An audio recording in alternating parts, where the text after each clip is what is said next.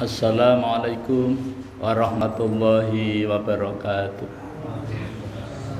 Innal hamdalillah nahmaduhu wa nasta'inuhu wa nastaghfiruh wa na'udzu billahi min shururi anfusina wa min sayyiati a'malina. May yahdihillahu fala mudhillalah wa may yudlilhu fala hadiyalah. Asyhadu an la ilaha illallah wahdahu la syarikalah wa asyhadu anna Muhammadan abduhu wa rasuluh la nabiyya wa la rasula ba'dah. Allahumma shalli wa sallim wa barik ala hadza nabiyil karim wa ala alihi wa sahbihi ajma'in, amma ba'd. Qala Allah ta'ala fil Qur'anil Karim, a'udzu billahi minasyaitonir rajim. Ya ayyuhalladzina amanu taqullaha haqqa tuqatih wa la tamutunna illa wa antum muslimun. Ya ayuhan nasu taqu rabbakumul ladzi khalaqakum min nafsin wahidah wa khalaqa minha zawjaha wa batha minhuma rijalan katsiran wa nisaa'a wattaqullaha alladzi tasaaluna bihi wal arham innallaha kana 'alaikum raqiba. Ya ayyuhalladzina amanu taqullaha wa qulu qawlan sadida yuslih lakum a'malakum wa yaghfir lakum dzunubakum wa may yuti'illaha wa rasulahu faqad faza fawzan 'azima. Fa inna asdaqal haditsi kitabullah wa khairul hadi hadi Muhammadin sallallahu alaihi wasallam wa syarrul umuri muhdatsatuha wa kullu muhdatsatin bid'ah wa kullu bid'atin dhalalah wa kullu dhalalatin finnar. Ma'asyiral muslimin, Bapak Ibu jamaah Mushola Miftahul Jannah yang dirahmati Allah Subhanahu wa taala. Mari kita kembali bersyukur kepada Allah Subhanahu wa taala biqauli alhamdulillah wa syukrulillah atas nikmat rahmat dan nikmatnya kepada kita, terutama nikmat hidayah berupa iman dan Islam yang insya Allah masih melekat di dada kita semua. Perlu kita tingkatkan, jangan sampai iman kita lepas dari diri kita. Nikmat kesehatan, nikmat panjang umur, nikmat waktu luang yang Allah berikan kepada kita, sehingga dengan nikmat itu kita dapat melaksanakan sebagian dari perintahnya, yakni melaksanakan sholat fardu maghrib secara berjamaah di tempat yang kita cintai ini. Salawat dan salam semoga senantiasa tercurah terlimpah pada junjungan kita Nabi besar Muhammad sallallahu alaihi wasallam, kepada keluarganya, para sahabatnya, para pengikutnya yang setia, baik yang dulu, sekarang maupun yang akan datang. Mudah-mudahan kita semua yang hadir di majelis yang mulia ini dicatat oleh Allah Subhanahu wa taala sebagai hamba-hamba Allah yang taat, yang takwa, calon-calon penerima syafaat yang agung dari baginda Nabi sallallahu alaihi wasallam atas izin Allah Subhanahu wa taala kelak pada hari kiamat. Amin ya rabbal alamin. Bapak Ibu jamaah yang dirahmati Allah Subhanahu wa taala, alhamdulillah kita kembali bertemu dalam suasana kebaikan, sehat badan, afiah batin. Ini merupakan nikmat Allah yang wajib kita syukuri agar Allah senantiasa menambahkan nikmatnya kepada kita. Jangan sampai kita termasuk orang-orang yang kufur nikmat, yaitu menggunakan nikmat Allah dipakai untuk maksiat, menggunakan nikmat Allah dipakai untuk melakukan perbuatan yang mengundang murkanya Allah Subhanahu wa taala. Ketahuilah sesungguhnya azab Allah amat sangat pedih. Bapak Ibu jamaah yang dirahmati Allah Subhanahu wa taala, malam ini kita akan melanjutkan kajian kita, yaitu tafsir Al-Qur'an, mengenal Al-Qur'an melalui terjemahnya. Jadi nama tafsirnya Ma'rifatul Qur'an fi Tarjamatil Qur'an. Insya Allah dengan kita mengenal ayat-ayat Allah, diharapkan kita bisa mengenal Allah.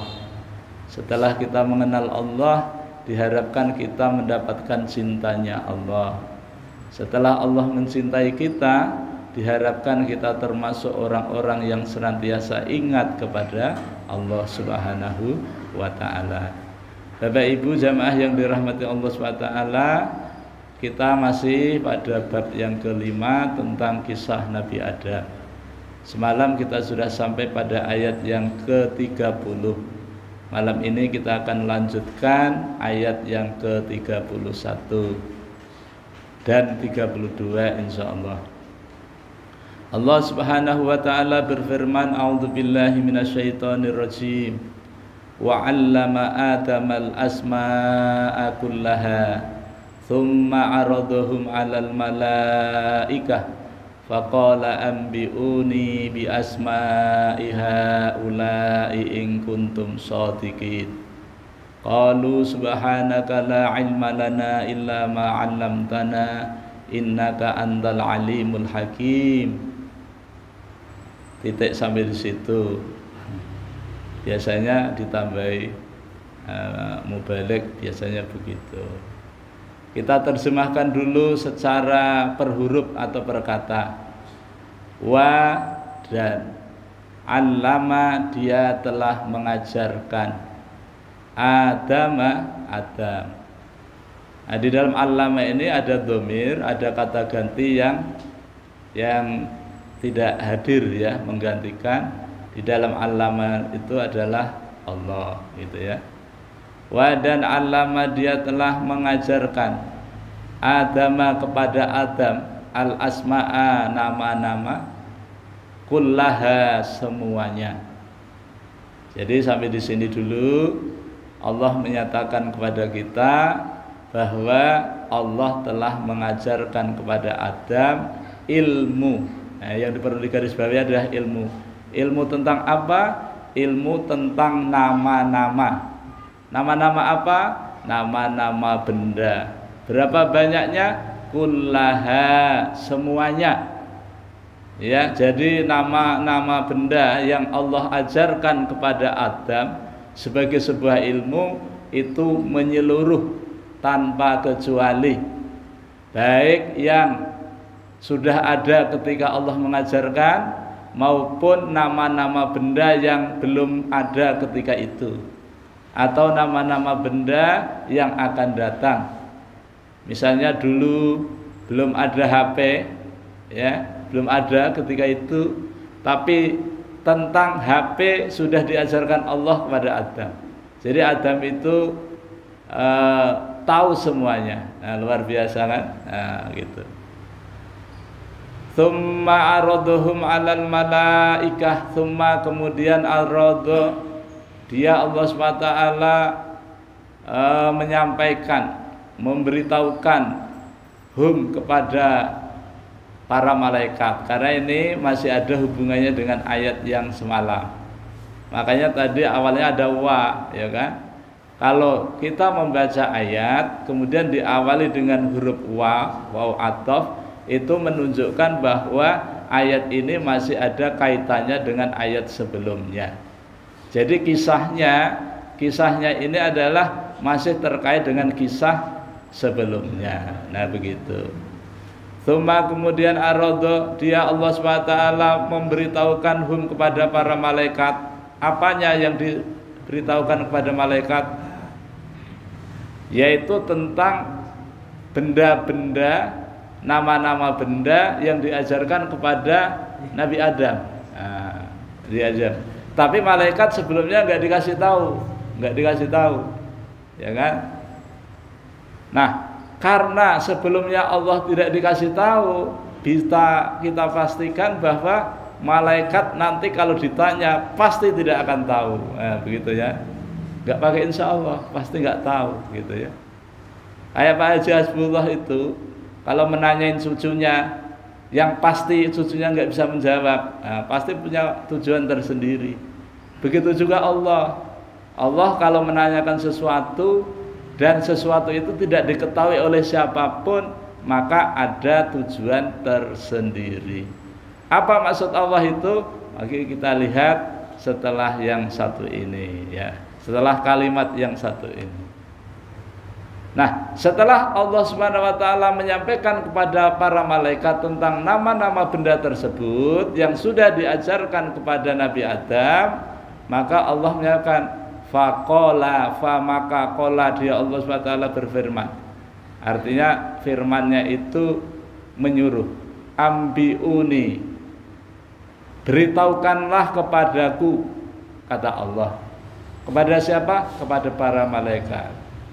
ambiuni bi asmaiha ulai, ya, dengan nama-nama benda semuanya. Jadi Allah menyuruh para malaikat, malaikat, kalau memang ikam itu harat, ya, wani-wani karo aku, itu kata orang Jawa, berani-berani sama saya, begitu ya. Ayo, kalau emang pintar betul, sebutkan nama-nama benda ini. In kuntum, jika kuntum kalian semua para malaikat shodiqina, termasuk orang-orang yang benar alasannya. Ini menyangkut ayat yang semalam. Karena ketika Allah punya rencana ingin menjadikan khalifah di muka bumi, sepertinya para malaikat tidak setuju. Kenapa tidak setuju? Malaikat juga punya alasan. Alasannya bahwa orang yang akan dijadikan khalifah di muka bumi ini nanti akan melakukan perbuatan yang menyembelih orang, membunuh orang, mengalirkan darah, berbuat kerusakan di muka bumi. Kenapa? Karena sudah ada pengalaman sebelumnya. Sebelum ada manusia, sudah ada makhluk, yaitu bangsa jin, yang perbuatannya sama seperti apa yang disampaikan oleh para malaikat. Maka kemudian Allah Subhanahu wa taala tetap melaksanakan apa yang menjadi rencananya. Walaupun pada akhirnya apa yang disampaikan oleh malaikat itu ada benarnya, bahkan benar, itu tidak masalah bagi Allah. Makanya Allah di penghujung ayat 30 itu kan mengatakan, sesungguhnya aku mengetahui apa yang tidak kalian ketahui. Nah, maka alasan tersebut disampaikan oleh Allah. Malaikat, kalau memang kamu itu tahu apa yang akan terjadi nanti, sekarang ayo, ini sebutkan ini nama-nama benda ini. Ya jelas nggak bisa toh, ya gitu. Apa kata malaikat? Qalu, mereka menjawab, subhanaka, maha suci engkau ya Allah. Subhanaka, la, tidak ada, ilma, pengetahuan atau ilmu, lana, bagi kami.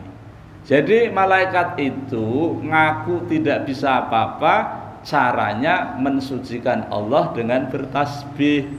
Jadi tasbih ini luar biasa. Jadi kalau Bapak Ibu ingin mendapatkan sesuatu atau punya persoalan, kemudian supaya persoalan itu Allah selesaikan, maka banyak-banyaklah bertasbih. Seperti persoalan Nabi Yunus. Nabi Yunus punya persoalan dulu, ya. Kenapa? Persoalannya berada di alam yang gelap, di dalam perut ikan. Ikannya ganal banar, ya kan? Beberapa hari di sana.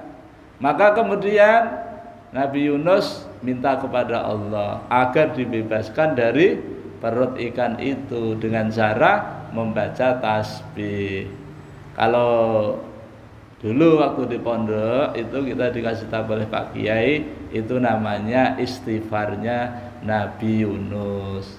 La ilaha illa anta subhanaka inni kuntu minadz zalimin. Maka disebutkan itu terus menerus.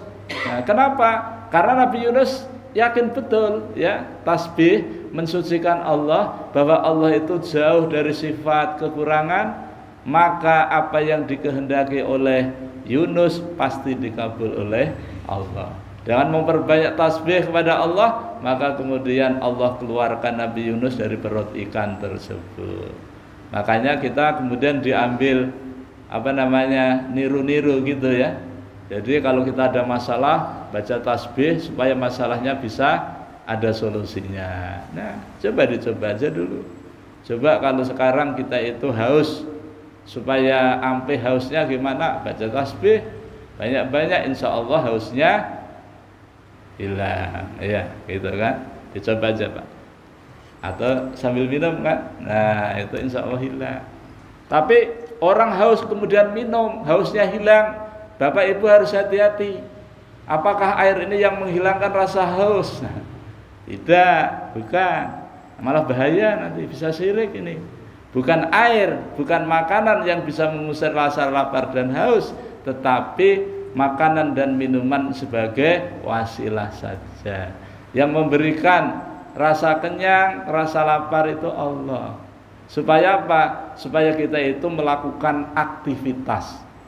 Jadi kalau kita itu lapar, hidayahnya Allah kasih kepada kita sahri makan. Gitu. Coba kalau kita ini nggak ada rasa lapar, nggak ada rasa haus, wah bagaimana nanti? Ya kalau lalu ada orang, Allah ngapain makan, toh nanti juga dibuang juga, lebih baik nggak usah makan. Ya nggak bisa juga begitu. Bapak Ibu yang dirahmati Allah Subhanahu wa taala, kita lanjutkan. La, tidak ada ilmu lana bagi kami, bagi para malaikat. La ilma lana illa, kecuali ma apa ya alamta, telah engkau ajarkan kepada kami. Jadi malaikat mengatakan kepada Allah, ya Allah, kami ini tidak punya ilmu, sedikit pun tidak punya, kecuali ilmu yang pernah pian ajarkan kepada kami. Kalau pian tidak mengajarkan kepada kami atau belum pernah mengajarkan kepada kami, kok disuruh menyebutkan sesuatu, ya pasti nggak bisa lah, ya gitu kan. Tapi memang begitulah cara Allah. Apa maksudnya Allah? Maksudnya Allah itu memang ingin mengetahui kelemahan malaikat. Ternyata malaikat itu lemah, ya, tidak harap, nggak seperti Allah.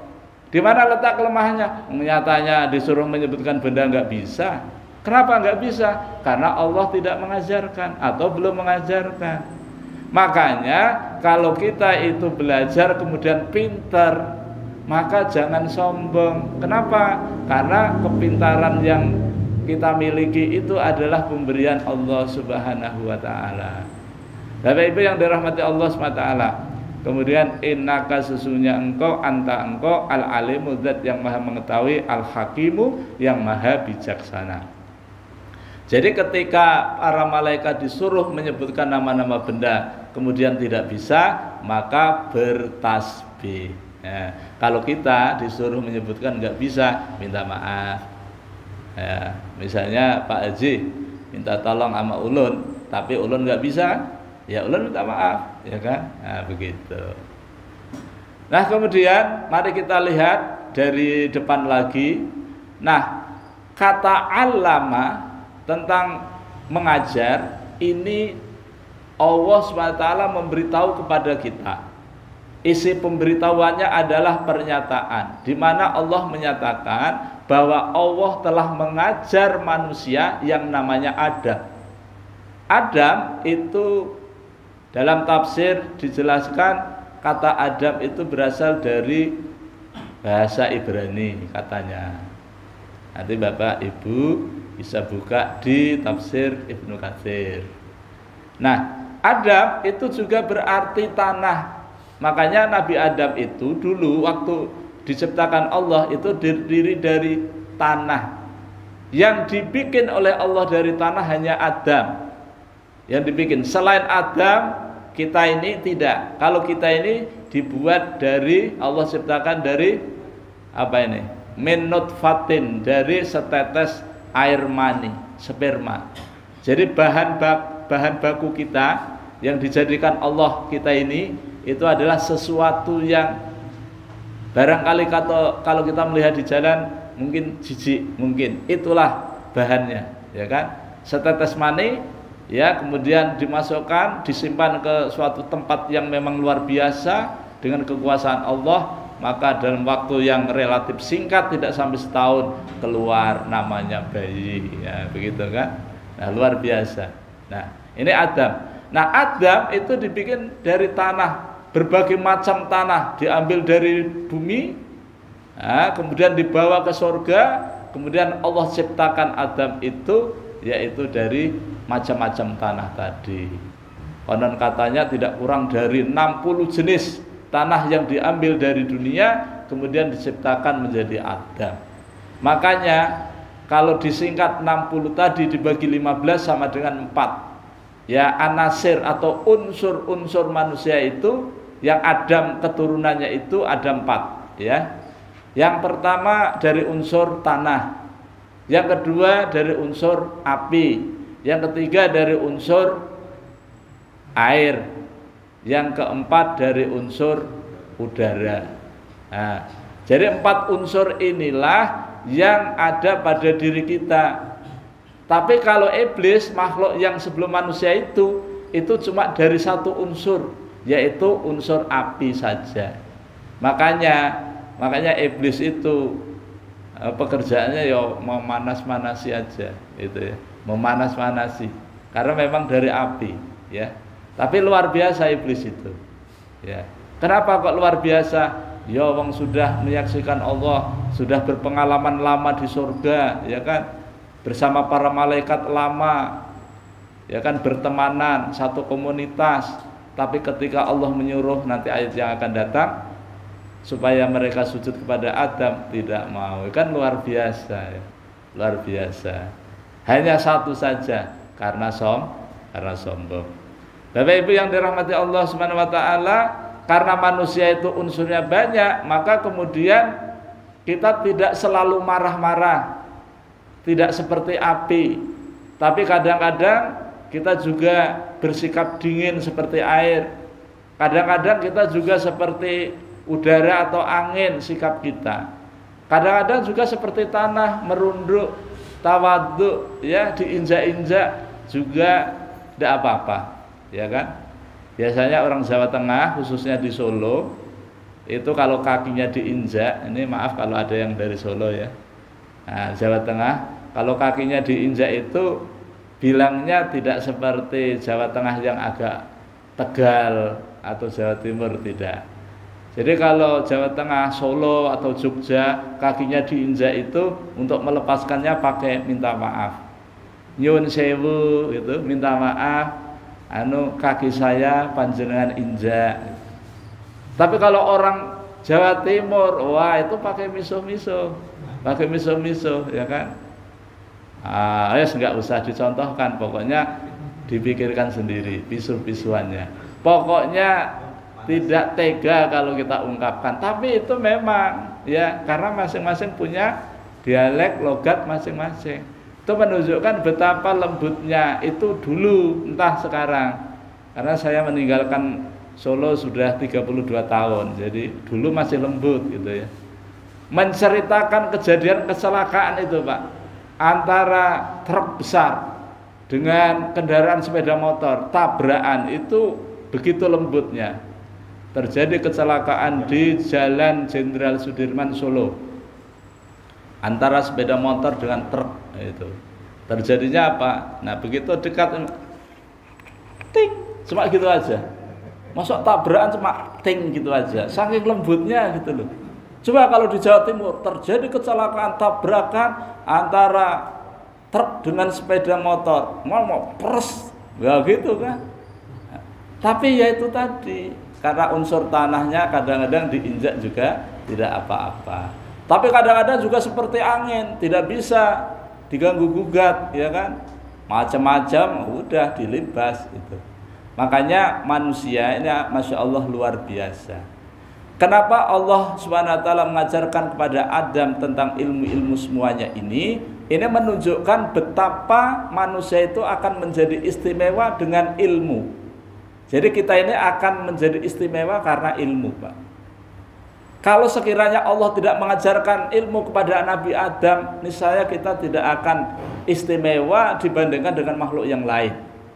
Kita ini dibandingkan para malaikat jauh lebih istimewa, lebih unggul daripada malaikat dengan ilmu itu.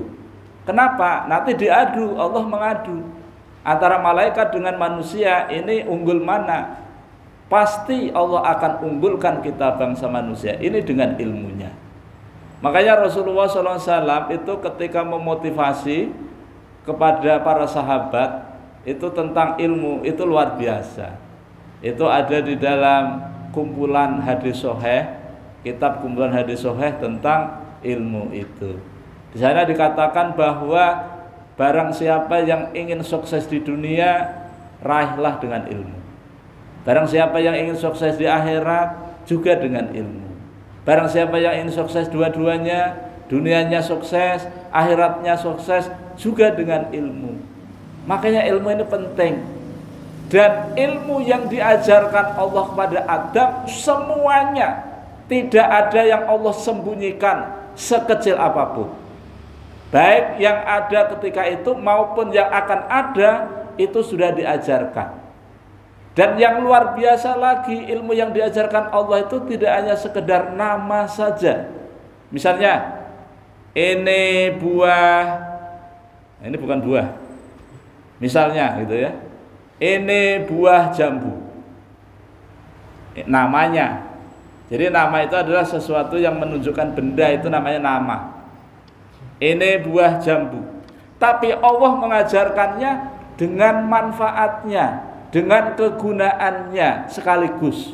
Jadi ini buah jambu manfaatnya untuk menambah vitamin C, misalnya begitu. Ini daunnya ada yang tua, ada yang muda, ada yang pucuk. Pucuknya daun jambu bisa dipakai untuk obat diabetes, misalnya begitu.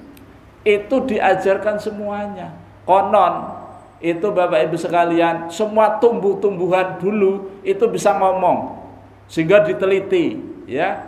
Misalnya pohon asem misalnya bilang, saya pohon asem, gunanya untuk nyayur asem, misalnya begitu. Lalu dibikin resep nyayur asem ditambahi asam, nah begitu kan. Lalu ada dikembangkan sayur asem Banjar, sayur asem Jawa, sayur asem Jakarta, sayur asem Sunda, beda-beda. Kalau di Sunda sayur asem atau di Jakarta itu pakai kacang tanah, ya. Tapi asemnya itu memang khas karena memang dari buah asem bujur, ya. Tapi kalau di Banjar sayur asem tuh asemnya bukan dari itu, asemnya pakai itu buah yang kayak belimbing uluh itu, belimbing uluh, kemudian rasa asem itu ditaruh di sayur itu sehingga menjadi sayur asem. Kalau di Jakarta dari asem itu betul. Nah kemudian ada buah namanya buah apel, gunanya untuk menyegarkan ketika panas-panas, nah begitu ya. Kalau di sini nggak ada buah apel ya Pak ya, nggak ada buah apel di sini.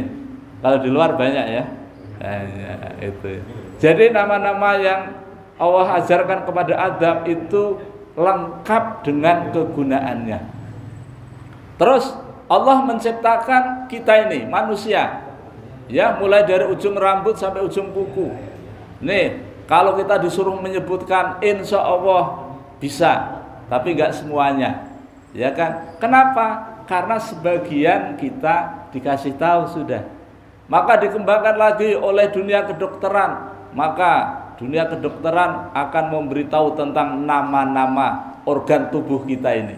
Dibedah, nanti isinya di situ ada jantung, kemudian di situ ada usus, di situ ada hati, ada liver, ada macam-macam. Kemudian ke bawah lagi ke perut, di situ ada usus besar, ada usus buntu, kemudian ada usus kecil, dan usus itu katanya panjangnya panjang banget, nah, katanya begitu ya. Nah kemudian ke bawah lagi, dari pusat ke bawah, di situ ada macam-macam lagi. Kalau yang di dalam, kemudian yang di luar juga. Ini ada rambut, kemudian ada wajah, kemudian ada perut, kemudian ada kemaluan, ada kaki dan seterusnya. Semuanya diajarkan nama-nama itu. Dan ini diajarkan oleh ibu kita. Ibu kita waktu di rumah atau ibu kita waktu ngajar di PAUD itu diajarkan kepada anak-anak. Makanya di TK atau di PAUD itu kewajiban guru itu mengenalkan nama saja. Maka biasanya di PAUD itu ada gambar buah, macam-macam buah, kemudian ada alfabet, ada huruf-huruf. Nah itu memang itu mengacu kepada bagaimana ketika Allah itu mengajarkan kepada Adam. Ini sepele tetapi luar biasa. Bapak Ibu yang dirahmati Allah Subhanahu wa taala, kemudian karena Allah mengajarkan kepada Adam itu semuanya, maka kemudian kita menjadi istimewa. Kalau malaikat disuruh menyebutkan tidak bisa, maka manusia namanya Adam tadi disuruh menyebutkan sudah bisa. Terus bagaimana cara Allah mengajarkan Adam? Allah mengajarkan Adam tidak seperti kita. Jadi ketika Allah mengajarkan kepada Adam, sekali ngomong langsung semuanya bisa. Jadi Adam itu luar biasa, profesornya, profesor. Bisa semuanya, ya. Dan itulah memang cara Allah mengajarnya. Satu-satunya manusia yang diajari langsung Allah adalah Adam. Dan perlu Bapak Ibu ketahui bahwa Adam ini adalah manusia pertama yang disebut manusia. Jadi bukan seperti kata Pak D. Darwin yang dari Klaten itu ya. Ini ada yang dari Klaten, itu Mas Darwin, rumahnya di sana. Punya teori evolusi bahwa kita ini konon katanya dari warik katanya, dari monyet. Ya, dulunya berbulu kemudian lama-lama berevolusi berubah menjadi kita. Itu kan menunjukkan betapa ilmunya itu ya. Dan itu kok ya ditiru, dikembangkan di dunia pendidikan itu loh. Dikembangkan juga loh di SMA itu. Ya heran juga gitu ya. Nah, padahal Allah jelas menyampaikan manusia pertama itu ya Adam. Adam itu dari tanah. Kemudian keturunannya dari saripati tanah. Saripati tanahnya itu kemudian jadi air. Air apa? Air sperma. Kemudian diletakkan di suatu tempat yang kokoh, ya. Ya, di situ ada indung telurnya, maka kemudian jadi seperti kita. Setelah jadi, ternyata kita itu tidak punya apa-apa, tidak bisa apa-apa. Ya, kalau Pak Haji dulu waktu lahir bisa apa Pak Haji? Gak bisa apa-apa kan? Bisa nulis? Nggak bisa. Adam diciptakan tuh langsung gede, langsung kumisen. Begitu malam tidur, nggak ada siapa-siapa ini. Akhirnya di dalam mimpinya, loh kok ada wanita cantik ini. Wah, kemudian mau dipeluk, akhirnya bangun, nggak boleh gitu. Ternyata ibunda kita ya, ibunda Hawa. Hai itu artinya hidup. Jadi kita ini adalah manusia keturunan Adam yang dihidupkan. Bapak Ibu yang dirahmati Allah Subhanahu wa taala. Nah, karena kita ini diciptakan oleh Allah yang luar biasa, kemudian kita diajari oleh Allah itu ilmu, maka menjadi syarat manusia sukses itu dengan ilmu. Kalau ulun dalam teori ya, dalam teori pendidikan ya, dalam dunia pendidikan sosial begitu. Jadi manusia itu suksesnya itu perlu memenuhi 4 hal. Yang pertama ilmu ya, knowledge. Yang kedua attitude, sikap. Yang ketiga skill, keterampilan. Yang keempat habit, kebiasaan. Jadi kalau disingkat CASH, knowledge, attitude, skill, dan habit. Maka ketika yang pertama itu adalah pengetahuan, maka pengetahuan inilah sebagaimana yang diajarkan Allah Subhanahu wa taala kepada Adam. Nah, yang membedakan dengan kita adalah kalau kita diajari Allah melalui perantaraan bapak guru kita.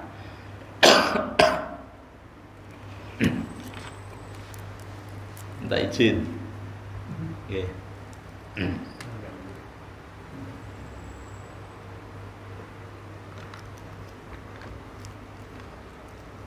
Kalau Adam diajari oleh Allah langsung, kalau kita diajari Allah melalui guru-guru kita. Tapi sebenarnya Allah tidak membeda-bedakan. Jadi sebenarnya manusia ini punya kesempatan peluang yang sama. Kalau di persentase sebenarnya orang-orang pintar di Indonesia bahkan di dunia ini itu persentasenya baru 20% yang dipakai, dan itu pun belum dimaksimalkan. Jadi yang 80% itu masih nganggur. Nah, kalau yang 80% ini kemudian dikembangkan, ya, digali terus-menerus penuh, maka luar biasa. Dalam penelitian di Jepang itu hanya tidak sampai 20%. Itu sudah mampu menciptakan apa saja. Ya. Di Indonesia itu yang namanya sepeda motor itu enggak ada yang dari Bandung, itu enggak ada. Semuanya dari Jepang. Suzuki Jepang, Honda Jepang, pokoknya yang mobil-mobil juga Jepang. Padahal otaknya baru dipakai 20%. Nah, yang banyak sekali itu yang tidak terpakai, yang masih orisinil itu adalah otaknya orang Indonesia. Masih utuh, belum pernah dipakai. Nah, kalau sekiranya itu kita gunakan, maka insya Allah Indonesia ini akan menjadi negara yang seperti didambakan oleh orang Sabah itu. Negara apa itu? Negara yang baldatun, toyibatun, warobun ghafur. Ya, negeri yang baik, yang penuh ampunnya Allah SWT itu. Tapi karena ya tadi, karena anugerah dari Allah berupa otak tadi tidak digunakan, maka kondisinya juga seperti ini. Ini maaf kalau ada bapak-bapak yang mewakili pihak pemerintah, bukan berarti menusuk perasaan pian, karena memang kenyataannya begitu. Nah, jadi Bapak Ibu nanti buka, ayo kita buka ayat Al-Quran ya.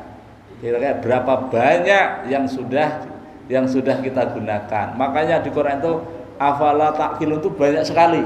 Kalau kita bukanya afala ta'qilun, afala ta'qilun, itu banyak sekali. Coba nanti Pak Haji pulang ke rumah sebelum tidur dibuka, ada berapa? Nah, nanti bulan depan insya Allah kalau masih panjang umur nanti dikasih tahu berapa kali afala ta'qilun itu. Afala ta'qilun itu, apakah kamu enggak menggunakan, kalau bahasa Jawanya, apakah kamu itu enggak menggunakan polomu? Nah, polo ya. Apakah kamu tidak menggunakan otakmu? Apakah kamu tidak menggunakan pemikiranmu? Nah, begitu. Nah, kenapa? Karena potensi yang Allah berikan itu enggak kita maksimalkan. Apa potensinya? Potensi yang Allah berikan kepada kita, surah An-Nahl ayat 78 yang sering kami sampaikan. Wallahu akhrajakum min butuni ummahatikum la ta'lamuna syai'a wa ja'ala lakumus sam'a wal absara wal afidah la'allakum tashkurun. Ya, dan Allah lah yang mengeluarkan kamu dari perut ibu kalian. Ketika itu kalian tidak punya apa-apa, tidak bisa apa-apa.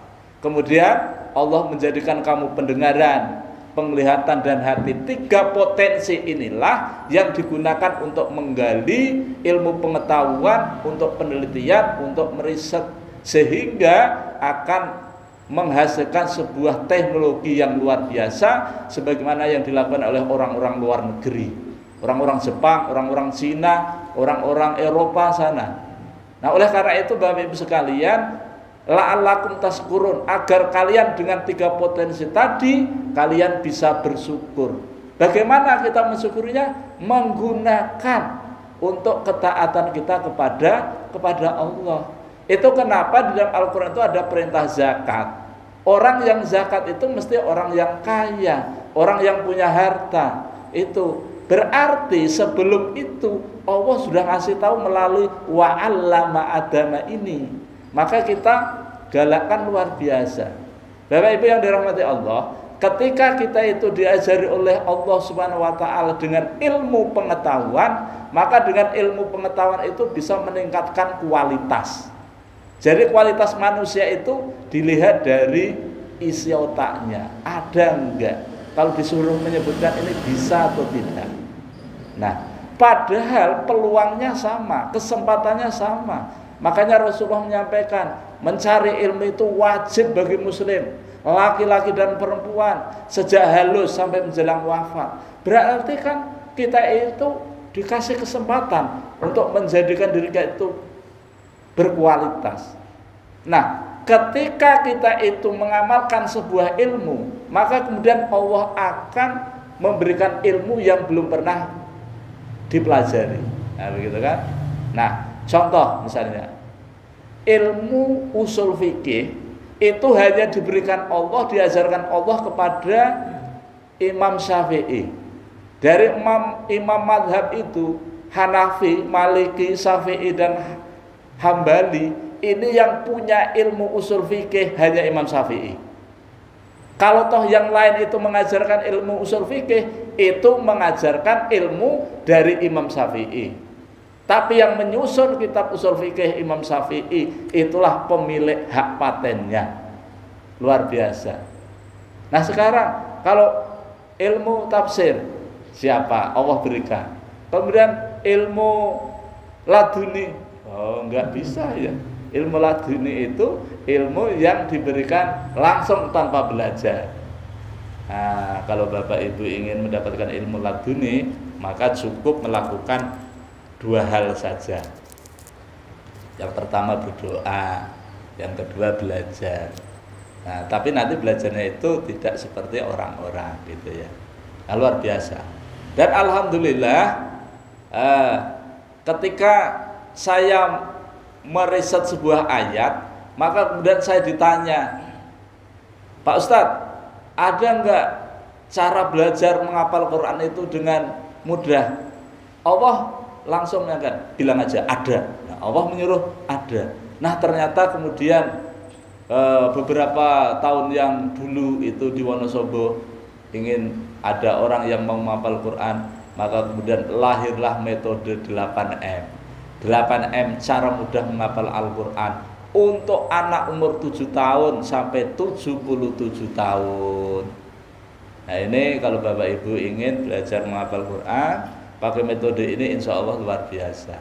Tadi pagi kami dapatkan WA dari Pak Haji ya, mungkin bahwa jamaah kita namanya Pak Suryansyah tadi pagi dipanggil oleh Allah SWT. Pak Suryansyah itu ya kajian kita ini ada. Nah, sebulan yang lalu masih ada ya? Masih ada. Sebulan yang lalu waktu masih membahas tentang Nabi Adam ya. Nah, jadi insya Allah almarhum ketika mengamalkan suatu ayat atau apapun atau surah atau ya, di mana nanti ayat-ayat yang beliau amalkan itulah yang akan setia menemani beliau, ya kan? Selain doa-doa kita doakan mudah-mudahan beliau dirahmati oleh Allah, diampuni oleh Allah. Allahumma ghfir lahu warhamhu, ya Allah, mudah-mudahan Allah mengampuni beliau dan Allah merahmati beliau. Dan suatu ketika kalau sekiranya beliau itu bisa testimoni, ternyata dari 3 perkara yang mengantarkan tadi pagi ya Pak ya, keluarganya, hartanya, dan amalnya mengantarkan semuanya ke kubur tadi, maka kemudian yang tinggal cuma 1, yaitu amalnya. Yang 2, hartanya dan keluarganya balik pulang ke rumahnya masing-masing. Nah, beliau ditemani oleh amal soleh. Salah satu teman setia amal soleh itu bacaan Al-Quran. Makanya ulun di mana-mana selalu mengkampanyekan bacalah Al-Quran, bacalah Al-Quran, karena bacaan Al-Quran itu nanti di akhirat akan memberikan syafaat. Ulun cuma menyampaikan hadisnya Nabi, Iqra'ul Qur'ana fa innahu ya'ti yaumal qiyamati syafi'an li ashabihi. Bacalah Al-Qur'an karena sesungguhnya bacaan Al-Qur'an itu nanti di akhirat akan memberikan syafaat. Kepada siapa? Kepada sahabatnya, pembacanya. Nah, kalau kita mau membaca Quran walaupun satu hari satu ayat tidak masalah, yang penting istiqomah. Karena amal yang istiqomah itulah nanti yang akan menemani kita ya, yang akan memberikan fasilitas kepada kita atas izin Allah Subhanahu wa taala. Apalagi kalau Bapak Ibu mengamalkan surah 67, surah Tabarok atau surah Al-Mulk ya, yang cuma 30 ayat dibaca sebelum tidur, maka Allah jamin orang yang mengamalkan surah Tabarok itu tidak akan diazab kubur. Nah, cuma 30 ayat, kalau dibaca cuma 6 menit saja kalau dibaca, tapi kalau nggak dibaca ya nggak selesai. Bapak Ibu yang dirahmati Allah Subhanahu wa taala, karena waktu kita sudah habis, insya Allah kita akan lanjutkan pada pertemuan kita yang akan datang. Mudah-mudahan Allah SWT senantiasa merahmati dan meridhoi kita semua. Ulun mohon maaf pasti banyak kelirunya, banyak salahnya dalam mendampingi kajian ini. Mari kita tutup dengan baca hamdalah dan doa kafaratul majlis. Alhamdulillahirabbil alamin. Subhanakallahumma wa bihamdika asyhadu an la ilaha illa anta astaghfiruka wa atubu ilaik. Wal afu minkum. Wassalamualaikum warahmatullahi wabarakatuh.